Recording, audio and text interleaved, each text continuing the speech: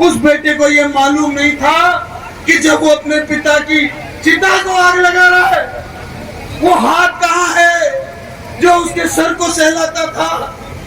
वो सर कहाँ है? वो आंखें कहाँ है? वो बाहें कहाँ है जिन्होंने एक बच्चे को अपनी गोद में, अपनी बाहों में लिया था? ऐसे पिता की चिता को आग लगाने वाला बेटा श्री राहुल गांधी, आज उनके ऊपर जो आंच आई है, मैं समझता हूं कि कांग्रेस पार्टी के हम जैसे वर्कर्स को डूबकर मर जाना चाहिए। आज अगर कांग्रेस पार्टी की ऐसी हालत हो गई, किस व्यक्ति के लिए गांधी परिवार ने नहीं किया? इस देश की एकता अखंडता के लिए इन्होंने अपनी जान दी। गांधी जी के एक मनगढ़ंत मुद्दे के ऊपर विपक्ष इस देश के लोगों की भावना से नहीं खेले, इसके लिए उन्होंने प्रधानमंत्री पद का त्याग किया। ऐसी मां का बेटा राहुल गांधी है।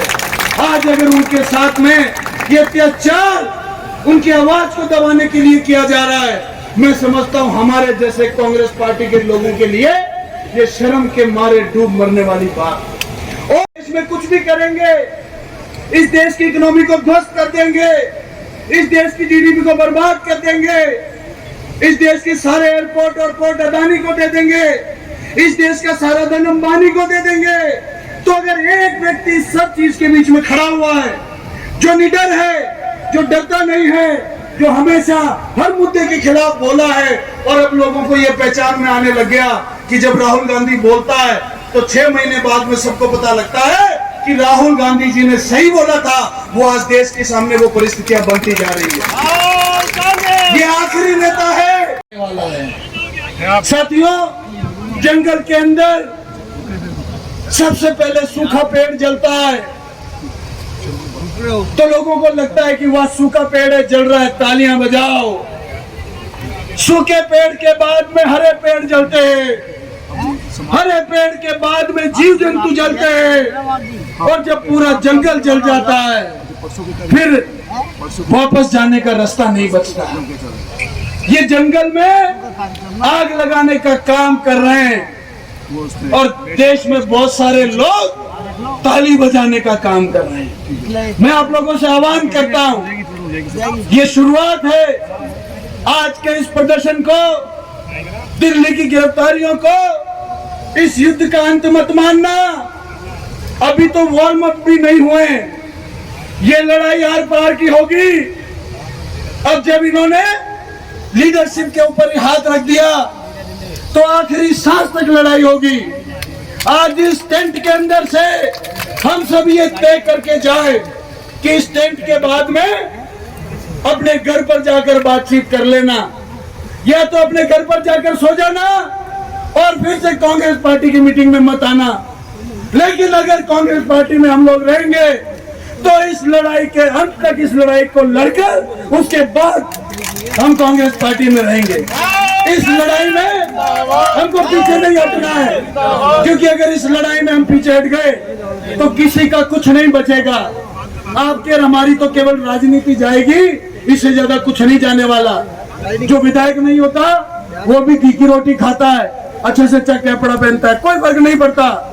लेकिन मैं आपको कह रहा हूं, ये हिंदू मुस्लिम की, मंदिर मस्जिद की नफरत फैलाने की, भगवानों को, देवताओं को गालियां देने की प्रथा जो इन्होंने चालू करी है, ये इस देश की मिट्टी में वो बीज बोना चाहते हैं। जिस दिन वो पेड़ बड़ा होगा, जिस दिन उसके जहर के फल लगेंगे, आपके और हमारी आने वाली पीढ़ियों को वो जहर के फल खाने पड़ेंगे, और उस जहर से ग्रसित हमारा समाज खत्म हो जाएगा, ये देश खत्म हो जाएगा, ये व्यवस्था खत्म हो जाएगी, ये समाज के अंदर जितनी अच्छाइयां हैं वो खत्म हो जाएंगी। आज ताली बजाने का समय नहीं है उनको देखकर, आज प्रण करने का समय है, आज लड़ने का समय है, संक्षेप में बोलने का समय है। आज आप तैयार हो जाएं, मैं तो तैयार हूं।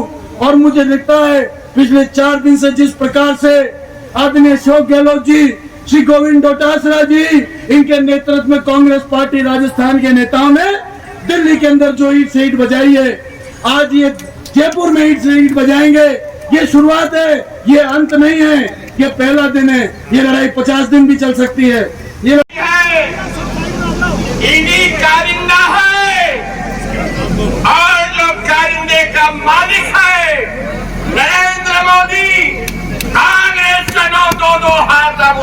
बात करना है।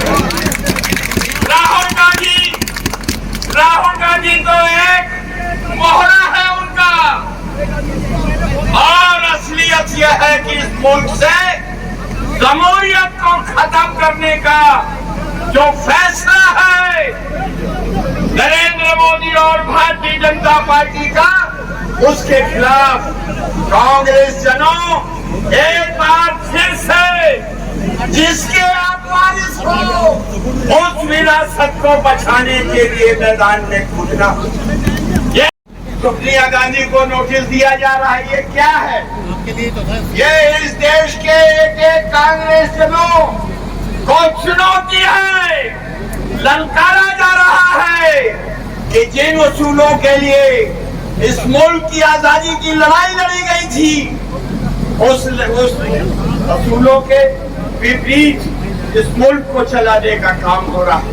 हमारे और आपके राजनीतिक संघर्ष में बहुत अंतर नहीं। याद कर लेना, नरेंद्र मोदी सुन लो, 24 तुम्हारा आखिरी होगा। और मैं समझता था कि नरेंद्र मोदी इस देश की संपत्ति बेच रहा है, लेकिन नरेंद्र मोदी और भारतीय जनता पार्टी ने अपना जमीन भी बेचने का काम। इन्हीं शब्दों के साथ आपने हमने सुना और अध्यक्ष जी ने मुझे मौका दिया, मैं उसके लिए बहुत बहुत शुक्रिया अदा करता हूँ।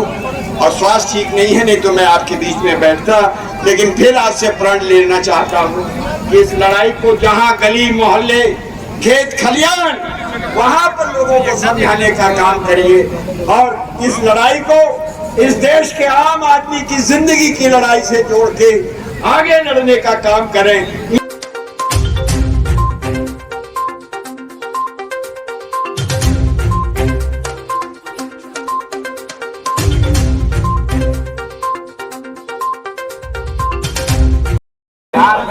दया सिंह जी, आप वार्ड नंबर 66 से यहाँ आए हैं, जवानी में हमने देखा है।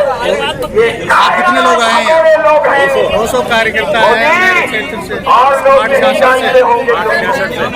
अच्छा, आपका क्या कहना है जो ये धरना प्रदर्शन हो रहा है इसके बारे में? केंद्र सरकार की गलत यहाँ धरना प्रदर्शन कर रहे हैं।